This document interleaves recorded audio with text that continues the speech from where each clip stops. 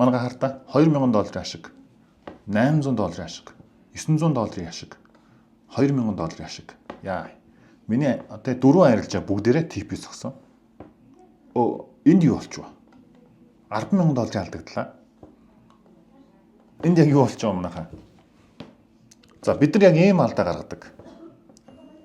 Эхний 2 арилжаа, 3 арилжаа TP зогсон. Би ста алтхаа байчлаа. Үнэхээр дөрөвдөх нь хүртэл TP зогчлаа. Би одоо үнэхээр л мундаг одоо шилдэг арилжаачин болж байгаа юм байна да. Тэгвэл одоо ганц удаа томоор дараад гэс нэг хитэн төгрөг хийчихгээд лот томдуулсан. Лот томдуулсны дайн өмнөх бүх ашгууд будаа. Та бүхэндээ хандж хэлэхэд сая доллар хийгээд зориод идэх штэ. Би сая доллартай болмоор байна гэд. Тэгээд та сая доллартай боллоо гэд яах юм бэ? Сая доллартай болсон ч гэсэн нэг арилжаагаар тэр сая доллараа шатааж болно. Тэгэхээр сахилга бат өөрийнхөө ур чадвар дээр анхаарах нь зөв гэсэн үг шүү.